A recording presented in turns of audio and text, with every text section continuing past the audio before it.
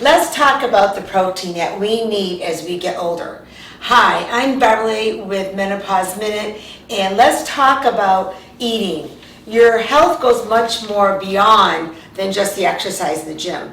We need to really consider what the nutrients do in our body. And are we breaking them down? Are we absorbing them? And I got my notes here because I want to make sure I cover the right enzymes. You know, digestion starts as soon as you get it in your mouth and you start chewing, goes into the stomach, goes into the small intestine, goes into the pancreas, and things start breaking down. Well, is it breaking down? Are you absorbing all those nutrients? And that's what I hope you know you are or you aren't. So there's three main enzymes that we need in our body to help break down different food groups: the protein, the carbohydrates, and the fats. So in some of those enzymes you can get in food, believe it or not. And I just want to make sure I get it right. So I got my notes here. So the three enzymes that you need for digestive health is protease, you need lipase, and amylase. Okay, those are the three things that you need. Now, protease breaks down the protein, the lipase breaks down the fatty acids into glycol, and amylase breaks down starch into simple sugars. So let's think about some of the foods that maybe you're already eating, or maybe you just don't think about it, but you could start to eat. One would be pineapple. Pineapple has the natural ingredient bromelain, and that will break down protease. Okay, also papaya. Papaya also has that. So remember, that helps break down the protein that you might eat, the hamburger, the beans, the chicken, the fish, whatever that you're eating, right? Now we talk about ginger. So maybe you don't like ginger, but maybe you could include it just because that also has protease in it to help break down those proteins. Avocados.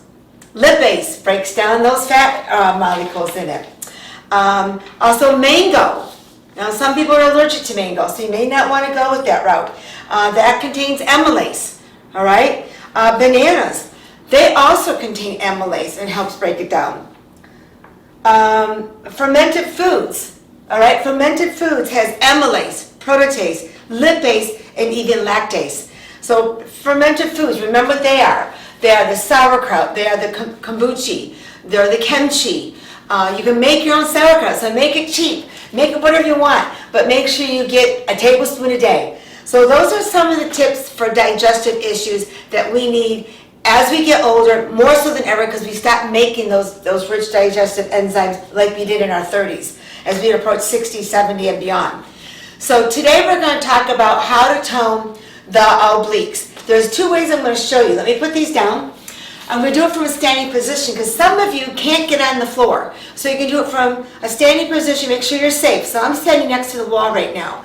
You're going to take your hand behind the head. I'm not putting it behind the head, I'm faking it because I don't want to pull my head downward, right? I want to do all the work right here. The obliques have got to be engaged. So you're going to bring the knee up and the elbow down. Now what I do is I reach up even. So really get a good stretch, lift the rib cage off the hip and bring it down. And I do about 20 to 30 of these. And I go slow, I'm not in a rush to get this down on each side. 20 or 30 on each side.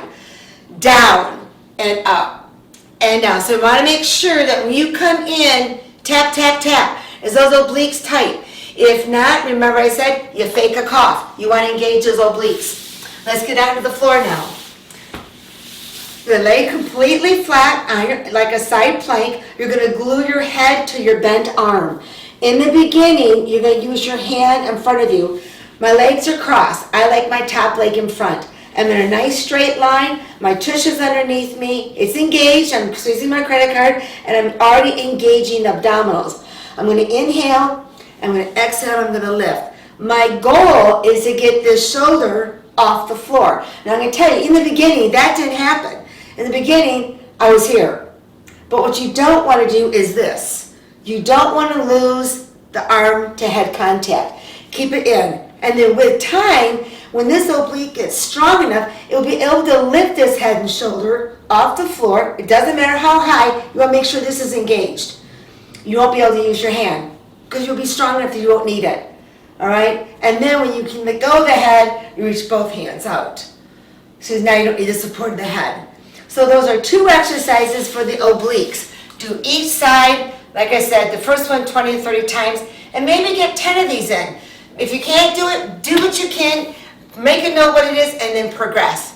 I'm going to pass along a really good tip that I just heard yesterday. So the tip is, and it just resonated with me, and it's let go of trivia things. You want to love deeply, and then you want to forgive completely and quickly. That's a good one for me. Listen intently. Boy, that means focus on the person that's talking, right? Like, don't do something on your phone and you think you're listening too. And then find joy in the journey. Enjoy it all. So if that resonated with you, please reach me at bedbodyexcellence@gmail.com. And in the meantime, stand tall.